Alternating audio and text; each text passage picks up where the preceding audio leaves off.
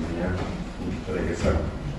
Antes de dar os bons dias, mas a quem ainda não cumprimentei esta manhã, é uma alegria estarmos aqui na casa do Senhor. Somos realmente do Senhor, Ele é nosso povo seu, Ele é nosso Deus. E é bom servi-lo, é bom procurá-lo, é bom buscá-lo.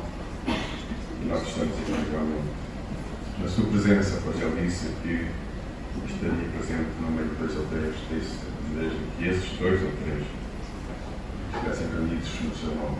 E é exatamente nesse santo e bendito nome, em nome do nosso Senhor e Salvador Jesus Cristo, em que nós esta manhã estamos reunidos, não é? Reunidos em nome da religião, da igreja, mas reunidos no nome daquele que nos amou, por nos amar, pela sua vida, a santa vida, lá no Calvário. Como já nesta manhã, na primeira reunião, tivemos a oportunidade de dizer, de meditar.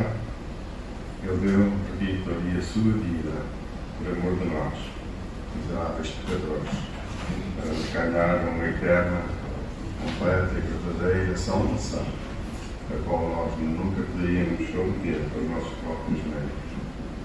Por isso somos gratos ao Senhor, muito alegres, e queremos cantar-lhe louvores, e vamos exatamente fazer isso. Vamos iniciar o nosso culto cantando o hino 344, 344, e podemos fazê-lo de pé, mas somente aqueles que puderem.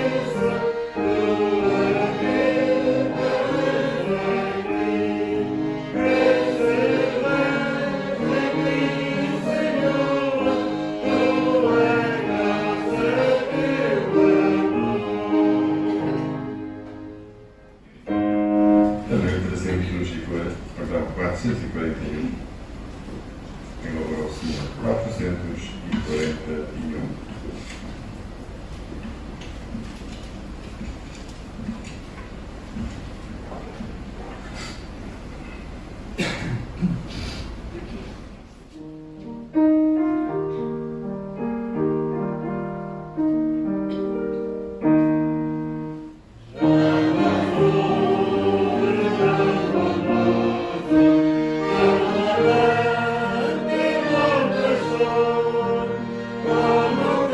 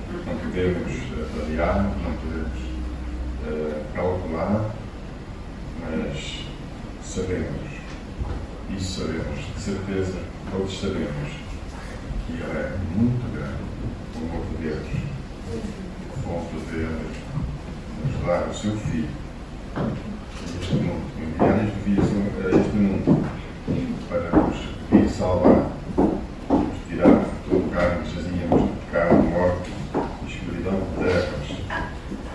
E assim, na cruz de Calvário, Ele também nos dá o seu grande amor para connosco. Que grande amor. E possamos nunca nos esquecer e assim amarmos também o Senhor, porque Ele nos amou primeiro e com grande amor por ti. Vamos invocar a benção do Senhor para a continuação do nosso culto, para também o seu servo que nos vai transmitir a sua palavra esta manhã, e pedir ao nosso irmão Joaquim Oliveira, por favor, invocar o sentido a benção do Senhor. Senhor nosso Deus e Pai, nesta manhã, em tua presença, pela tua bondade, pela tua misericórdia, nos tens trazido aqui. Nós queremos louvar, queremos adorar, queremos bendizer o teu santo nome. E queremos, Senhor, implorar a tua graça e a tua bênção para este culto. Para tudo quanto vai ser dito e feito nele, para que tudo redonda para a glória e honra do teu nome. Para a bênção daqueles que têm invocado a tua vida, para estar na tua presença. Para ouvir a tua palavra, qual seguimos, Senhor, que abençoes, essa serva que a vai usar, seja obedecida, para que possa transmitir a tua vontade e a nossa necessidade. Senhor, será a nossa gratidão e o nosso louvor e a nossa súplica. Em nome de Jesus. Podemos sentar. Como é habitual, penso que neste momento devem estar a ser projetados os nomes de irmãos e irmãs que estão carecendo, precisando das nossas orações, da sua doença ou outros motivos. Nós não nos esqueçamos de continuar a levá-los, pois é o que temos feito. Nós continuamos a orar por todos aqueles que realmente ali estão e por aqueles que não estão ali, mas que Deus temos conhecimento, e também por aqueles que não conhecemos. Sabemos que o corpo do Senhor é realmente enchido, como os demais, das diversas enfermidades. Nós sabemos que enquanto aqui estivermos, isto é uma realidade, mas oremos ao Senhor, porque este é o nosso dever, orarmos pelos outros. E a oração de um justo pode muito em seus efeitos, conforme diz a palavra do Senhor, na qual nós acreditamos totalmente. E se a oração de um justo pode muito em seus efeitos, a oração de muitos justos, então tem muito mais poder, tem muito mais podem fazer. Mas precisamos orar também por um assunto que tem dominado estes dias, a novidade. Nós contemplamos, ao abrimos o nosso televisor ou ligamos a rádio, o que se passa, está passando na Ucrânia. Oremos ao Senhor para que Ele, porque só Ele pode fazer cessar esta escalada de violência que ali está existindo, e assim passa a regressar a paz àquela nação. Oremos por aquele povo. Temos também ali irmãos, temos também crentes. Em tempos houve, eu não sei se ainda se encontra lá, uma extensão do movimento do grupo Isto é a Resposta. Estão também ali, estavam ali a trabalhar, não sei, repito, se ainda estão. Portanto, oremos realmente pelos nossos irmãos e por todo este povo que está sofrendo grandemente, como temos a oportunidade de ver, como já disse, a cada momento que referimos aos nossos televisores ou às nossas rádios. Quero lembrar também que já está disponível um novo boletim informativo, saiu e está aqui, e os irmãos no final podem levar um exemplar do mesmo. Creio que não há mais anúncios aqui de oração. Se houver algum irmão que mais favor queira citar, para que todos tenhamos conhecimento e possamos também orar ao Senhor. Se não há, então, usar-se a dizer que todos sejam bem-vindos à presença do Senhor aqui, na casa do Senhor. É uma alegria podermos ver, na verdade, e assim também sentir a presença do Senhor no nosso meio. Já disse que Ele está presente, é a tua promessa e Ele não falha no momento. Ele está presente. Porque estamos reunidos, não, repito, no nome de uma religião, nem de um religioso, mas unicamente reunidos no nome do Senhor Jesus, aquele que veio salvar das nossas almas e que é Deus também. Ele e o Pai são um, como nós sabemos, como Ele disse. Vamos então prosseguir o nosso culto e agora vamos dar a oportunidade à Lídia, que ela vai ter a sua participação. E obrigado por terem aceito o meu pedido. Antes, esperei, eu vou fazer aqui a nossa ritual desinfecção.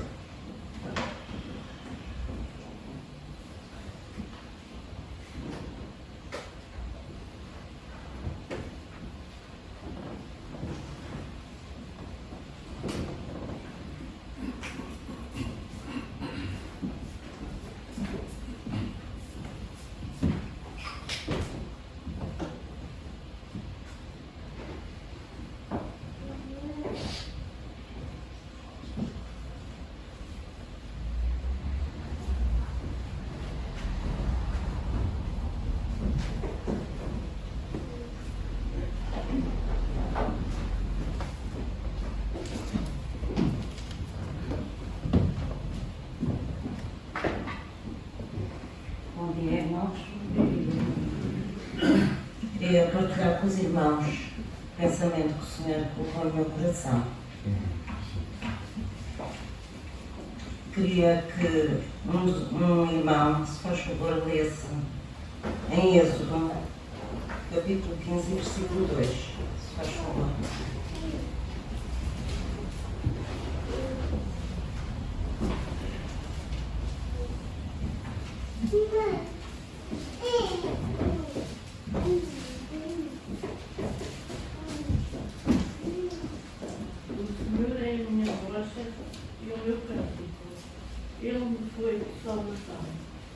Este é o meu Deus, portanto lhe farei uma habitação. Ele é o Deus do meu Pai, por isso o exaltarei. Obrigada. O meu cântico. Senhor, Tu és o meu cântico. Às vezes eu falho, às vezes eu caio. Tropeço e padeço o meu próprio mal. Mas Tu vens, Senhor, com Teu amor imenso e igual, levantas-me e renovas-me a Tua alegria. Às vezes eu conto apenas comigo. Penso que sou forte, que posso ir sozinha, mas em breve tremo e busco um abrigo. Sei que só contigo irei adiante, e de cada vez, quando Tu me vês, vens ao meu encontro. Segues ao meu lado, dás-me confiança. És a minha esperança, meu Senhor amado.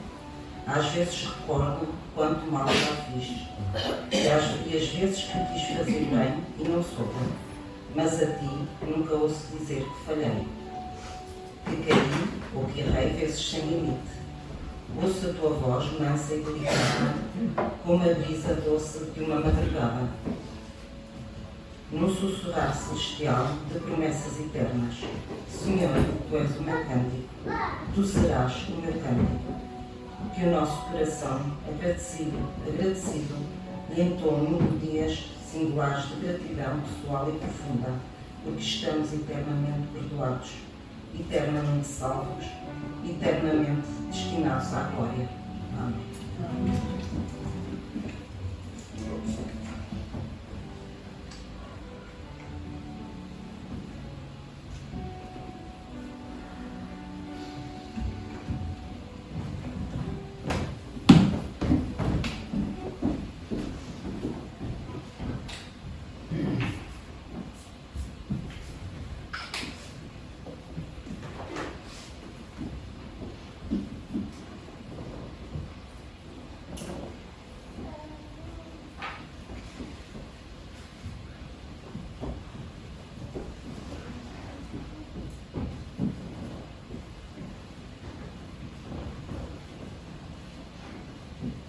Lídia, por mais uma vez ter aceito o convite para também ter aqui uma participação.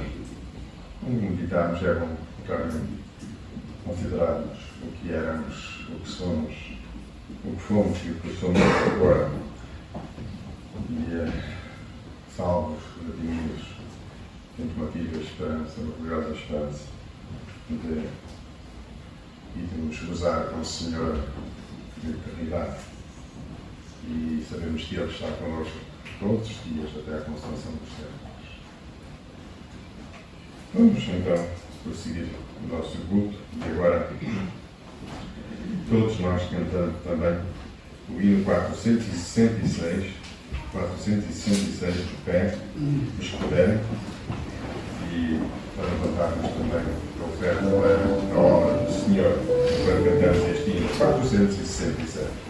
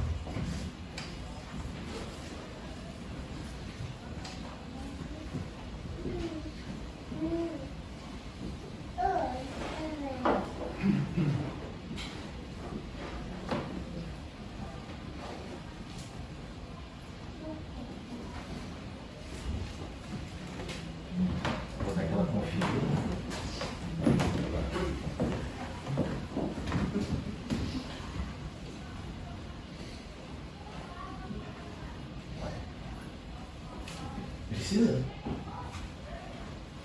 Qualquer coisa, se você começar a assumir, você me fala.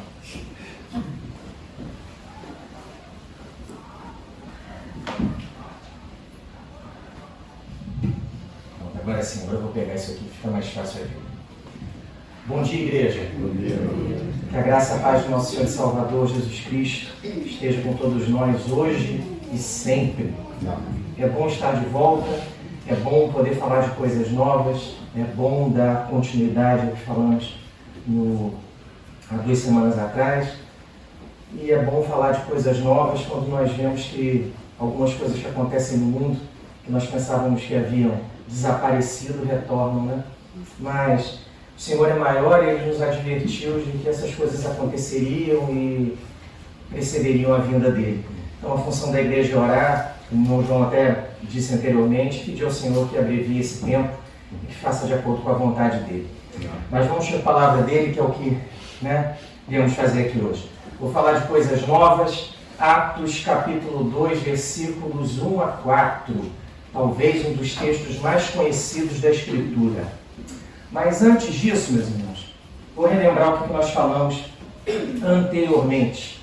Eu falei na última vez que eu tive a oportunidade de estar aqui sobre coisas velhas e sobre coisas novas, utilizando o texto de Mateus 13, 51 e 52, no qual basicamente Jesus faz um comparativo, exemplifica para os apóstolos a seguinte questão. Ele diz que alguém que é versado no reino dos céus, o escriba que é versado no reino dos céus, é como alguém que tira do seu depósito, do seu tesouro, coisas velhas e coisas novas. E eu tentei falar sobre o fato de que a igreja tem dificuldade com isso. A igreja tem muita facilidade em buscar coisas no passado, mas quando ela olha para o futuro, essa situação de olhar o futuro é um pouco desconfortável. É desconfortável por quê? Pela dificuldade de comunicação. A igreja tem uma dificuldade em comunicar as verdades do Evangelho de uma forma que seja adaptada à realidade, ao mundo de hoje. O problema é que o mundo ele anda em uma velocidade que a igreja não consegue acompanhar. E com medo do futuro, a igreja se volta para o passado. Essa é a grande questão. E dificuldade em falar das questões que afligem o homem e que podem ser resolvidas através do Evangelho.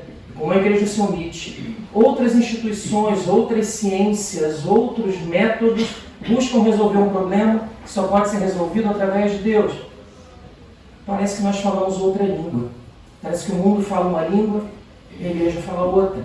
E essa dificuldade de comunicação existe. Ela efetivamente existe. E eu até brinquei, é como se o mundo pedisse que fosse feita uma fotografia, tirada uma foto bem bonita, e a igreja vem assim, deixa comigo que eu resolvo.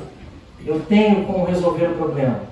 Tem aqui uma máquina especial, última tecnologia, excelente, e com certeza vai resolver o seu problema. E aí não funciona. Falamos sobre a pressão que a igreja sofre e ela corre para os extremos. Ou ela vai para o liberalismo ou ela vai para o legalismo. No Evangelho, meus irmãos, o que acontece é o seguinte. Quem usa esse exemplo é um teólogo chamado William Hendrickson. Ele diz, isso parece até comigo, não é? Ele diz o seguinte, ele fala que Cristo é a ponte estreita na qual se dividem 2 rios. Se eu caio para um lado, eu caio no liberalismo. Se eu caio no outro lado, eu caio no legalismo. E nem uma coisa nem outra. É Cristo. Cristo é a ponte. Cristo é o caminho correto que a igreja deve andar. E é difícil explicar isso em algumas situações. Talvez porque falte preparo, talvez porque falte uma leitura melhor da sociedade, mas também porque falta uma outra coisa. E que a dificuldade na comunicação ela pode ser superada através da unção. E esse é o tema de hoje, específico. Coisas novas, unção. O que é isso? O que é unção? Como é que isso funciona? Como é que isso acontece? Vou contar uma história primeiro de um pastor da Igreja Presbiteriana no Brasil que já faleceu, chamado Antônio Elias. Uma vez ele foi questionado, trabalhou muito com evangelização no Brasil, plantação de igrejas, tudo, tive a oportunidade de conhecê-lo, e uma vez fizeram um questionamento para ele e perguntaram, pastor, o que é unção? Né? Aí ele respondeu assim, olha, unção, uns são, outros não são. Essa foi a resposta que ele deu. Mas será que é isso? Apesar da irreverência dele, Será que alguns são e outros não são? Talvez seja isso também, mas não é só isso não. Vamos lá. Olha só. No Velho Testamento, a unção é um símbolo representado, né? É uma representação do poder de Deus na vida de alguém.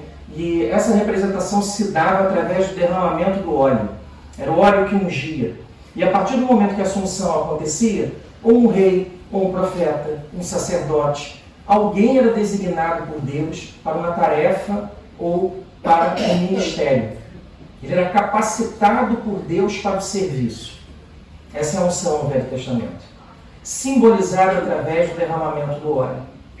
Vários são os exemplos de unção para o ministério no Velho Testamento. Mas sempre para serviço. Alguém é ungido para servir de acordo com a vontade de Deus. Deixa eu usar uma coisinha aqui que fica mais fácil. No Novo, o que é a unção? A representação da unção no Novo é a capacitação através do Espírito Santo. A unção é quando alguém, pelo Espírito de Deus, é capacitado, separado por Deus, para realizar uma determinada atividade ou uma determinada função. Alguém é ungido, separado. Vou te dar um exemplo aqui bem simples. Sabe qual é o significado da palavra Messias em hebraico? Ungido, separado por Deus. Tá? Separado. Alguém que é capacitado e separado por Deus para uma atividade ou para uma função. É Deus que separa, o Espírito que capacita. Então, nós precisamos de unção. A igreja precisa de unção. Nós precisamos fazer isso. Precisamos buscar essa unção de Deus para que as coisas corram bem. Para que as peças certas estejam no lugar certo e a igreja possa cumprir a sua atividade. Porque quando nós fazemos as coisas sem a unção, os resultados não correm como esperado. Esse é o grande problema. Quando não há unção, quando não há poder do alto, não adianta se colocar administrador na igreja, não adianta muito dinheiro, não adianta planear reuniões, encontros, tudo não adianta. Tem que ter unção. Porque se não tem unção é clube. Se não tem unção é reunião de homens. E aí não funciona. Vamos lá. Quais são as características da falta de unção na igreja? O que normalmente acontece quando para algumas coisas não há unção? O que acontece? Vamos dar uma olhada aqui. Primeira coisa. Membros desempenham funções para as quais não foram chamados. Alguém foi designado para uma função, mas como ele não tem unção, a coisa não corre bem. Vou te dar um exemplo bem simples. Me coloca ali para fazer o que o irmão Vitor está lá a fazer hoje, o irmão Mariano. Vai correr bem? Deus me livre. Né? Ainda bem que o Senhor tem misericórdia e não vai proporcionar essa tristeza para os irmãos. Quando eu não estou no lugar certo, quando eu não faço aquilo que outro deveria fazer, porque tem unção e eu não corre bem. Segunda coisa, segunda falta, segunda característica, quando as coisas não correm bem por falta de unção. Almas que não são curadas. A pessoa vem à igreja e ela fica 1 ano, 2, 5, 10, 15, está cheio de pecados de estimação. Conhece o pecado de estimação? Tem um cãozinho de estimação, gato de estimação, e tem um pecado de estimação. Ele vem e não vai. Ele fica. E eu cuido dele. Eu me preocupo com ele. E ele é meu amiguinho. A alma não é curada. E os vícios se repetem, os problemas acontecem na vida da igreja. Falta de unção. Outra coisa, mensagens que não edificam. Vem vir e fala assim, olha, meus irmãos, hoje vou dar um exemplo, isso é ótimo. Os irmãos, hoje eu vou falar sobre aquela passagem daqueles irmãos que discutiam ali, o irmão, o filho pródigo, de novo isso, aquele irmão gastou o dinheiro todo, não aguento mais isso e tal. Falta unção. Falta unção. Mensagem que não edifica. Mais uma. Dificuldade na substituição dos líderes. Aqueles que vão não encontram substitutos presentes na igreja hoje. Aí fica aquele sentimento de saudade. Que saudade daquele irmão. Aquele irmão era uma bênção. Hein? E agora? Quem é que vai substituir? Não tem. Não há ninguém.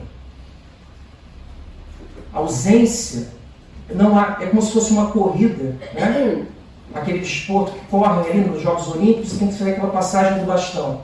Quando nós vamos passar o bastão para a próxima geração, o bastão cai. Não há substituição. Para ali. Há uma interrupção. Não há continuidade e novos membros não vêm, substituem aqueles que faziam a mesma função anteriormente. Outra dificuldade que a igreja enfrenta quando falta unção, dificuldade em atrair novos membros.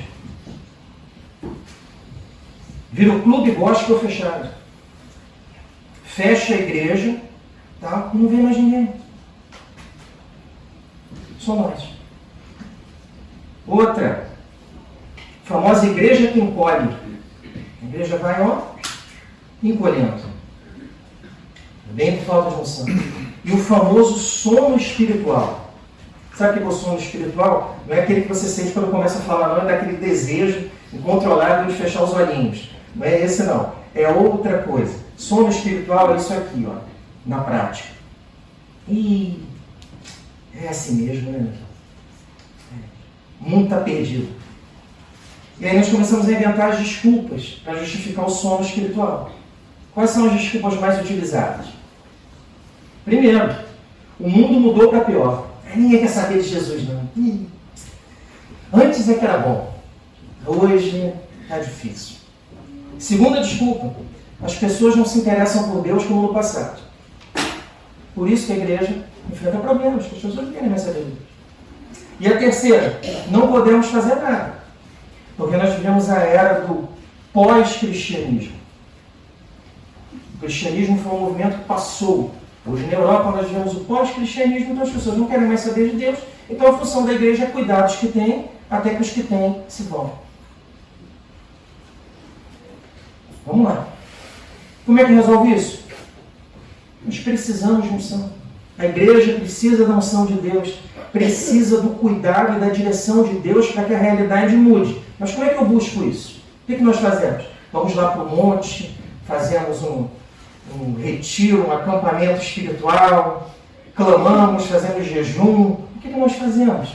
Como é que nós fazemos para que esse despertar de Deus, essa unção de Deus, possa fazer diferença e mudar a realidade, que não é realidade específica de uma ou outra comunidade cristã, mas é uma realidade vivida pela maioria das comunidades cristãs hoje na Europa, que sofre com essa questão do pós-cristianismo, com certeza.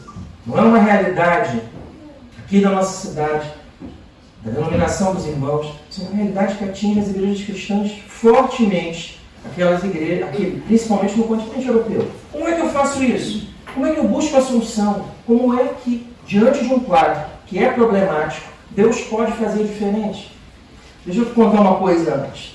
Você já ouviu falar com toda certeza de um movimento chamado Grande Avivamento. Ele aconteceu em alguns momentos na história da igreja, mas ele foi muito forte na Inglaterra, né, e nos Estados Unidos. O avivamento pode ser resumido mais ou menos no seguinte: igrejas com 27 pessoas se transformaram em igrejas com 5 mil membros, em um curto período de tempo.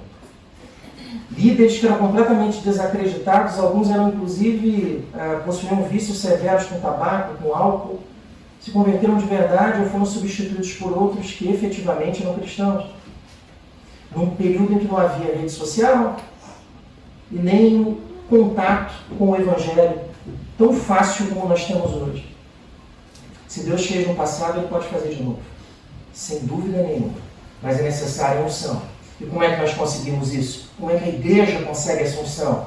Como é que isso acontece? Como é que Deus pode fazer de novo? Eu vou usar um texto aqui de Atos, capítulo 2, versículos 1 a 4. É um dos textos mais conhecidos da Escritura. Ele fala especificamente sobre Pentecostes. Como eu gosto de dar data aproximada, provavelmente 25 de maio do ano 33, uma quinta-feira. Olha que legal, Pentecostes, quinta-feira. Pentecostes. Você já ouviu, dentro da igreja, dentro do meio evangélico, alguém falar assim: ai, Senhor, faz de novo como em Pentecostes, faz que o Espírito desça de novo, aquelas línguas de fogo, o Espírito Santo vai, inunde a igreja e tal. Sinto muito, mas estão pedindo errado, não dá para acontecer. Por quê? Porque o Pentecostes ele é um evento único na história da igreja. Ele não vai voltar a acontecer. O que acontece a partir do momento em que há necessidade de que a igreja tenha um avivamento, primeiro, é derramamento de unção, despertamento de dons e avivamento. Isso acontece com toda certeza. Pentecostes de novo não dá. Né? É só se pedir para Cristo ser crucificado de novo, é a mesma coisa. Não dá. São eventos únicos na história da igreja. Deixa eu te situar aqui no tempo. 2 de abril do ano 33, quinta-feira. Ceia e prisão de Jesus. 3 de abril de 33, sexta-feira. Julgamento e crucificação. 4 de abril, sábado, o famoso sábado de aleluia, né? Pela tradição. 5 de abril, domingo, é a ressurreição. Tá? Nessa data aproximada aqui, 15 de maio de 33, segunda-feira, seria a ascensão de Jesus, 40 dias após a sua ressurreição, e 50 dias, Pentecostes, 50 dias. Né? Você tem, né, no dia 25 de maio de 33, uma quinta-feira, esse evento, Pentecostes. Se situou no tempo aí? Entendeu que esse evento aconteceu? Não é história, é realidade? Por ser um evento único na história da igreja, que é esse momento em que o Espírito de Deus passa a habitar nos filhos de Deus, todos nós temos o Espírito de Deus, e deixa eu aproveitar para fazer uma pausa. Olha só. Você já ouviu falar que você já é crente, é batizado nas águas, não precisa ser batizado com o Espírito Santo? Ah, você já ouviu essa já, com toda certeza. Falta, não falou em línguas, não está batizado no Espírito, ainda falta isso e tal. Deixa eu te falar uma coisa. Tá? Todo mundo que é convertido, todos que são convertidos e aceitam o Senhor Jesus como Senhor e Salvador, passaram por um processo que compreende conversão, justificação, eu sou declarado justo diante de Deus, eu sou adotado como filho e sou salvo. Quem passou por isso, já tem o Espírito Santo de Deus habitando dentro dele. Está lá. Ele está lá. Tá? Tem que despertar, tem que batizar com o Espírito não, porque já está batizado. Ok? O sinal de que alguém é batizado pelo Espírito Santo e aceitou o Senhor Jesus, ele aceitar fazer a profissão pública dele de fé e submeter o batismo nas águas. Mas ele já tem o Espírito de Deus. Ok? Outra coisa. Isso é ter o Espírito de Deus. Outra coisa é utilizar. É se colocar na mão de Deus para que Deus faça dele um instrumento e faça diferença na vida das pessoas. É ter unção para estar no lugar certo e na hora certa. E pedir ao Senhor de maneira correta para que Deus desperte os dons que são necessários para a igreja. Espírito Santo, nós temos. A questão é nos colocarmos na mão dele e utilizarmos da forma como ele quer para que possamos ser ungidos para realizar as funções que a igreja precisa. Entendido? Vamos lá. O evento de Pentecostes não se repete. Então, por que falamos dele? Porque ele ensina para nós não a que Pentecostes se repita, mas como buscar a unção de Deus. Ele mostra para nós como é que a igreja pode buscar a unção de Deus. E é por isso que eu vou falar dele. Ele demonstra, através de atitudes, de vida espiritual, de decisões, como essa unção de Deus pode ser buscada. Agora sim nós vamos para o texto, Atos capítulo 2, versículos 1 a 4. Eu vou ler na Almeida Revista Atualizada, que é próxima, provavelmente, da tua versão aí. Mas antes de ler, vamos orar. Senhor, o Senhor é o Deus que pode todas as coisas. E o Senhor sabe que nós precisamos do Teu Espírito. Precisamos da Tua unção. A Tua igreja precisa do Teu cuidado, da Tua direção. O Senhor é aquele que cuida da igreja, que passeia na igreja, conhece tudo que a igreja precisa, tudo que acontece aqui. E nós pedimos, Senhor, que o Senhor faça coisas novas. Nós pedimos que o Senhor derrame unção do alto, porque queremos ser instrumentos da Tua vontade na vida daqueles que precisam. Faz assim com a Tua igreja, derrama, Pai, do Teu Espírito Santo, para que sejamos abençoados através da Tua palavra que cura, liberta, ensina e propicia que façamos tudo novo. É assim que nós queremos e pedimos, Pai, em nome de Jesus. Amém. Meus irmãos, olha o que a palavra de Deus diz para nós aqui. Atos capítulo 2, versículos 1 a 4. Vou ler aqui. Ao cumprir-se o dia de Pentecostes, estavam todos reunidos no mesmo lugar. De repente, veio do céu um som como de um vento impetuoso e encheu toda a casa onde estavam assentados. E apareceram, distribuídas entre eles, línguas como de fogo, e pousou uma sobre cada um deles. Todos ficaram cheios do Espírito Santo e passaram a falar em outras línguas, segundo o Espírito lhes concedia que falassem. O que esse texto pode nos ensinar sobre o derramamento do Espírito de Deus no passado, Espírito que habita hoje na igreja e que direciona a igreja e a nossa vida? O que ele pode nos ensinar sobre como buscarmos unção do alto, direção de Deus para decidirmos as coisas da vida, as coisas da igreja, as coisas da minha família? Com Deus fica tudo mais fácil, só que eu preciso dele. Sem ele a igreja não caminha, a igreja não vai bem. Sem unção as coisas não correm bem. Precisamos da unção de Deus, e ele deixou esse texto aqui para nós como exemplo de como buscá-lo. E eu vou falar aqui sobre algumas lições que esse texto nos traz sobre como buscarmos essa unção de Deus. E a primeira lição é essa aqui, está lá no versículo 1. Olha só. É que a unção de Deus através do Espírito Santo, ela deve ser buscada por toda a igreja. Todos devem buscar. É a liderança que deve buscar? É, mas é toda a igreja. Não é só a liderança. Nós temos o hábito de achar que as coisas não vão bem porque a liderança não vai bem, ou porque uma liderança que deveria tomar determinadas decisões não toma. O problema da igreja, nós somos a igreja. Diz aqui para mim, vou fazer um modelo de oração aqui e você vai dizer se você já fez ela ou não. Modelo 1. Senhor, que eu tenha a capacidade de falar do Teu Evangelho e converter as pessoas ao Teu reino. Já pediu? Senhor, que eu tenha a capacidade de que quando eu venha impor as mãos sobre alguém, ele se cure. E que isso seja para a Tua glória e que eu não fale para ninguém que eu tenho essa capacidade dada por Ti. Já orou assim?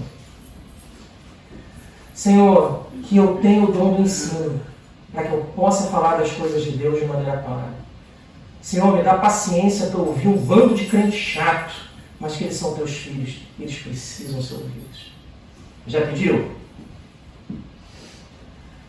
O Espírito Santo, os dons de Deus têm que ser pedidos por toda a igreja. Não é um ou outro, não. Ah, eu quero esse aqui eu gosto, esse aqui eu não quero. Eu quero que a liderança tem que pedir, eu não tenho que pedir, não. Tem que pedir ao ministério. Não é isso, não. Os dons de Deus são para todos. Todos devem buscar. Olha o que o texto diz para nós. Ao cumprir-se o dia de Pentecostes, versículo 1, estavam todos reunidos no mesmo lugar. Jesus havia dado uma advertência para eles, o seguinte, olha, não saiam de Jerusalém até vocês serem revestidos de poder vindo do alto. O que eles fizeram? Senhor, o Senhor falou, é uma ordem, vamos cumprir. E eles estão lá, aguardam. Eles esperam, aguardam o poder, a unção de Deus para que eles possam fazer algo. O que nós fazemos muitas vezes? Nós fazemos algo e depois falamos assim, nem consultei o Senhor, hein? Deixa eu falar com ele. Senhor, faz um referendo aqui comigo. Pode ou não pode? É por aqui ou não é? É aqui que a igreja deve caminhar? É por aqui? É por outro caminho? Referendo é complicado, fica mais difícil. Melhor perguntar antes, né? Então, a unção de Deus através do Espírito Santo ela deve ser buscada por toda a igreja. Olha lá, todos reunidos no mesmo lugar. A unção deve ser buscada por toda a igreja. Segunda lição que esse texto traz para nós, também importante, é que a unção é derramada por Deus, mas nós devemos buscá-la. Tem uma coisa dentro da igreja que é super complicada, que é chamada de hipercalvinismo. O que é isso? Deus vai fazer tudo.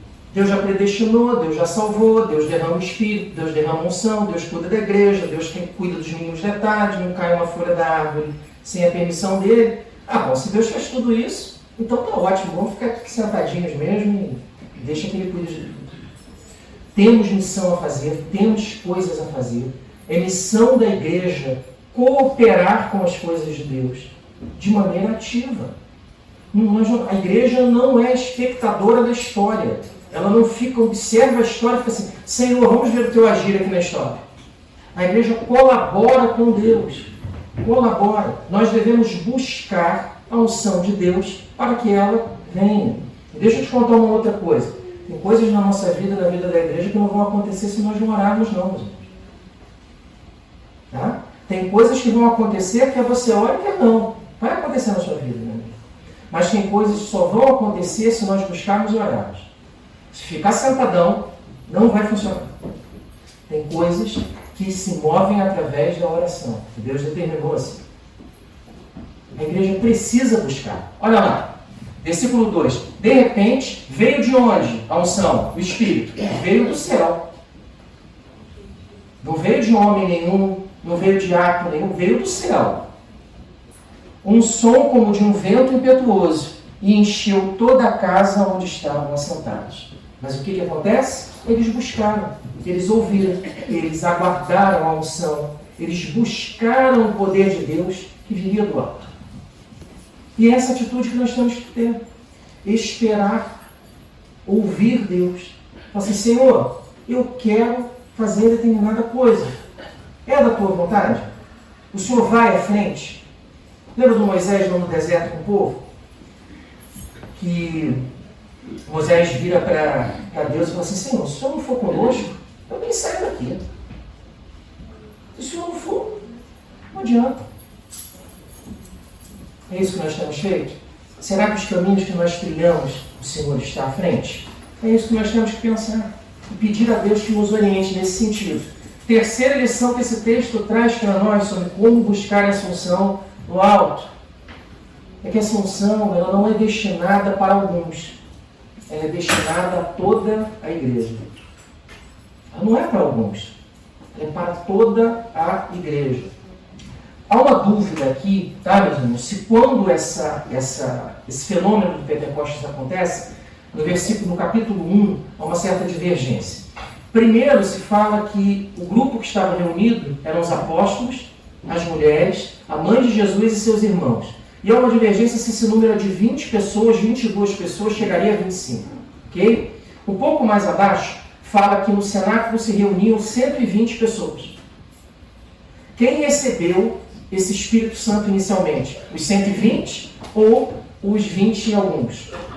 Olha, não dá para saber. Quando você chegar lá no céu, você entra na fila junto comigo, mas como eu falei para você, eu vou na frente, tá? Aí eu vou e vou perguntar. Eu não sei que ele vai me responder não, mas eu vou entrar na fila lá de perguntas, aí eu vou falar assim, olha, senhor, eu tenho algumas dúvidas aqui. Tá, né? Essa é uma delas. Quantos foram aqui no início? Aí se o senhor responder para mim, não tem necessidade de você saber disso não. Eu falei, tá bom, obrigado, senhor. Peraí que eu tenho outra dúvida aqui então. Mas olha só, a unção, ela não é destinada a alguns. Só os 12 apóstolos receberam a unção?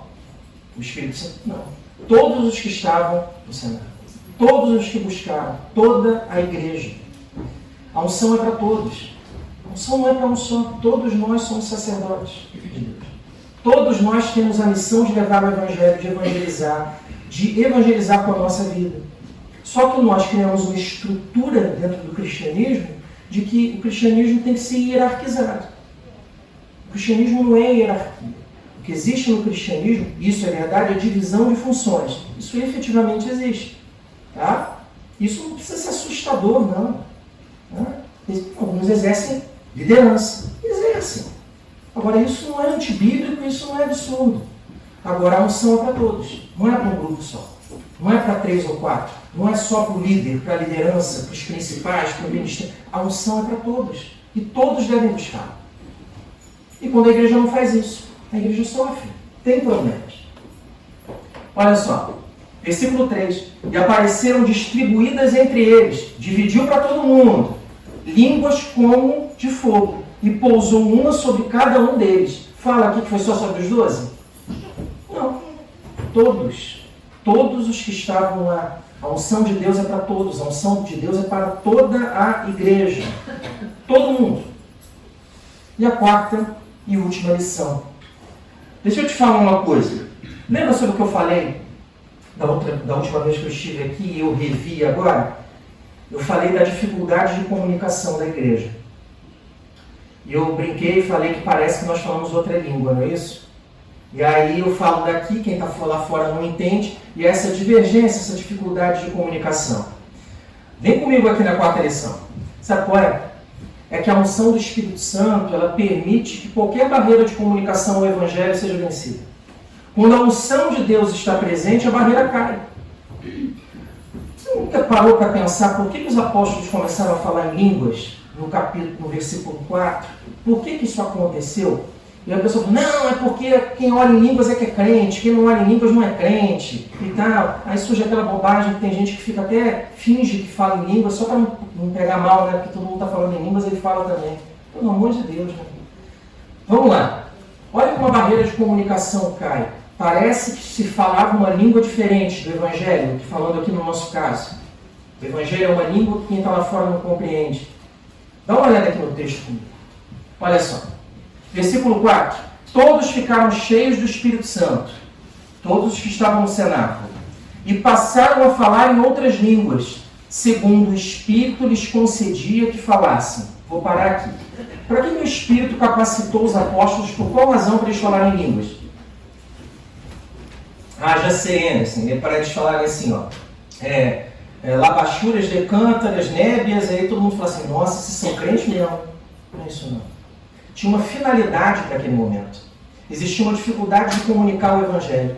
E essa dificuldade vai ser quebrada agora. Versículo 5. Ora, estavam habitando em Jerusalém judeus, homens piedosos, vindos de todas as nações debaixo do céu. Está cheio de judeu em Jerusalém. Mas pessoas que ou não eram habituadas à cultura hebraica, não dominavam o hebraico com precisão, ou pessoas que dominavam o hebraico, mas não queriam saber de Deus. Eles eram ou judeus nominais ou já tinham abandonado a religião há muito tempo. Versículo 6.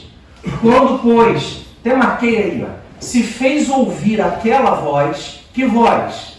A voz do Espírito comunicando as verdades de Deus, do Evangelho, na língua de cada um deles.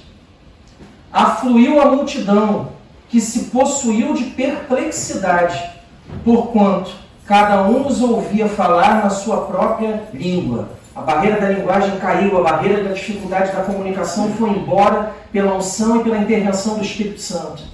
A igreja fez campanha evangelística aqui, colocou cartaz lá fora, venha hoje, culto maravilhoso, tem aqui, libertação, tal.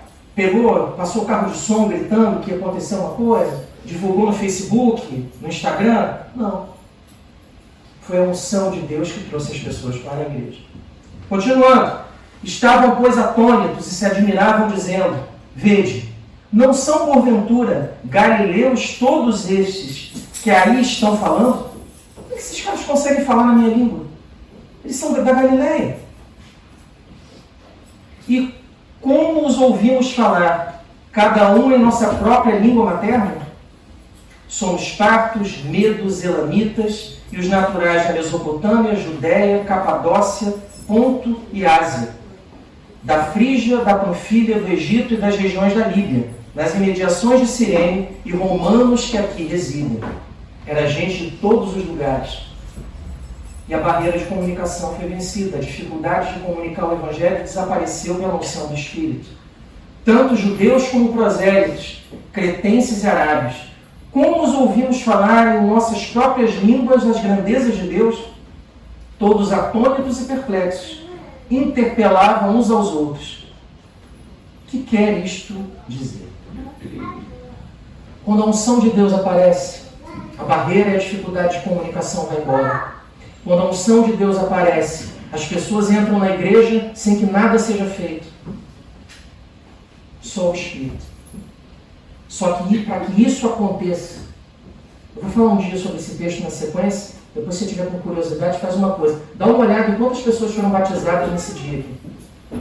Dá uma conferida aí depois, só de curiosidade. Você vai ver quantas pessoas ingressaram na comunidade no mesmo dia. Uma igreja que tinha ou 22 pessoas, talvez naquele momento, 25, mas que tinha um grupo formado por 120, ela passa a ter multiplica-se ali por 1000 o número de irmãos na comunidade.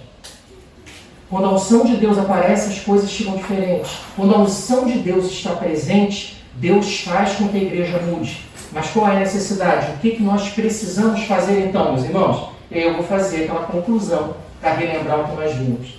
Você quer que a igreja mude? Eu quero. Você quer que a igreja enche? Eu quero. Você quer que a igreja tenha programações? Eu quero. Você quer que a igreja seja avivada pelo Espírito de Deus? Eu também quero. Mas você tem que fazer a sua parte. Deus sempre faz a dele. Faça a sua também. E o que nós podemos fazer então? Primeira coisa, a unção de Deus através do Espírito Santo, ela deve ser buscada por toda a igreja. Todo mundo. Você vai buscar? Amém.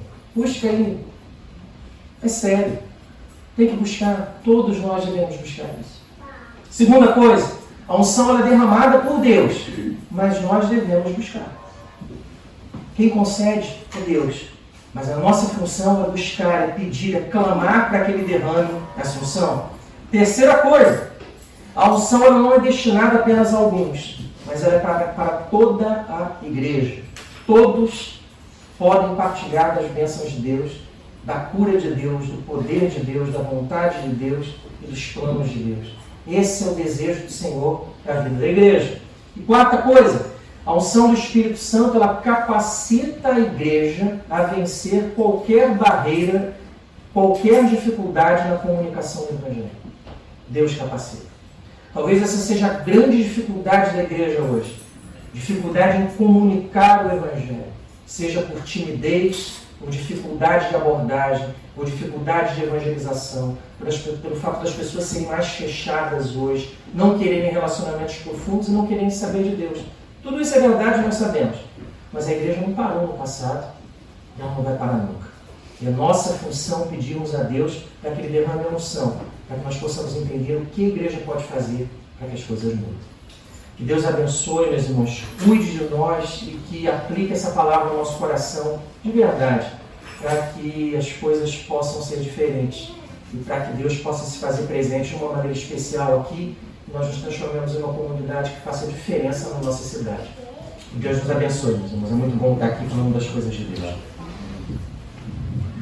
Deixa eu limpar isso aqui, que senão eu vou passar o vídeo para ele.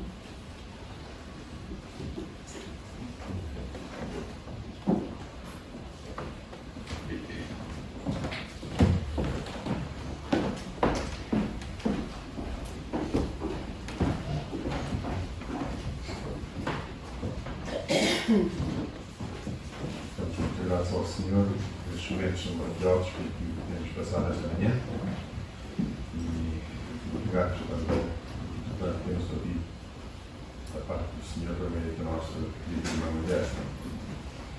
O Senhor realmente agrade a nós esta mensagem, não possamos evitar, não possamos esquecer o quanto nos foi realmente transmitido da parte do Senhor. Temos chegado então ao final do nosso culto. Vamos ficar de pé e orar ao Senhor e agradecer exatamente tudo isto. Se puderem, depois ficaremos assim e pedir ao irmão Luciano, por favor, concluir com a oração ao Senhor.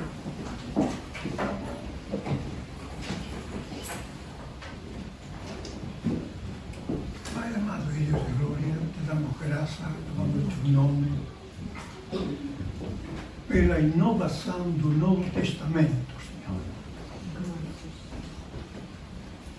tudo em ti é inovação. Tu criaste este mundo por ti mesmo. Não somos nós que temos criado a Deus, é Deus que nos tem criado a nós. Também o Senhor é de ti criar o homem. É de ti falar ao homem e dizer como tem que fazer. É de ti, Senhor, quando o homem erra, resolver as coisas, como tu sabes, pois o projeto, o Senhor, de vida é teu, não é nosso. Nós não temos projeto para apresentar a Deus, é Deus que nos apresenta o seu projeto a nós. E por isso o Senhor, que é justo, que é bom, que vive para sempre, o Senhor também conclui tudo aquilo que diz, tudo aquilo que faz, com honestidade, com mansidão, com graça, verdadeiramente. Obrigado, Senhor. Por isso, Senhor, obrigado pela inovação do Novo Testamento. O Verbo se fez carne e habitou entre nós. E pouco a pouco, desde o primeiro momento, Senhor, do anunciamento, foi visto plenamente a sua glória, cheia de graça, cheia de verdade, de mansidão, o pastor. Obrigado, Senhor. Também no tempo determinado veio o Pentecoste. Não foi a igreja, o Senhor, que estava à espera, é o Senhor que cumpriu o tempo. Todo vem no seu tempo, Senhor. E por isso, o que crê em Ti nunca é confundido. E por isso é mister crer em Ti de todo o coração. Todas as coisas aqui envelhecem, Senhor. Não há nada novo, tudo envelhece. E novo é só Tu, a Tua palavra. É para ser investigada, descoberta, honestamente descoberta, Senhor. Rogamos, Senhor, que Tu nos ajudes, a todos nós. E não somente a nós, Senhor. É o mundo que vivemos, é o Teu mundo que tens criado. É o nosso próximo. Não estamos, Senhor, felizes com a guerra. Também não estamos felizes com a prostituição, com a mentira, com os roubos, com todo tipo de desgraça, com os adultérios, com outras coisas inconfessáveis, Senhor. Estamos, Senhor, felizes que Tu nos tens dado a Tua justiça, a Tua promessa, a Tua pessoa que está conosco. E precisamos tanto que não sabemos como vamos findar. Precisamos da Tua ajuda para que o Senhor, o testemunho que Tu tens dado e que temos creído, possa ser transmitido até o fim para a Tua glória. E isso precisamos. E rogamos, Senhor, que Tu nos ajudes a todos para que tenhamos, o Senhor, a palavra da verdade em nossa boca e o fruto da verdade em nossos pés e em nossas mãos e em nossa língua, para a glória do Teu nome. Rogamos com ação de graça em nome de Jesus. Obrigado, Senhor. Sejam todos chamados com uma bom dia e uma semana muito abençoada.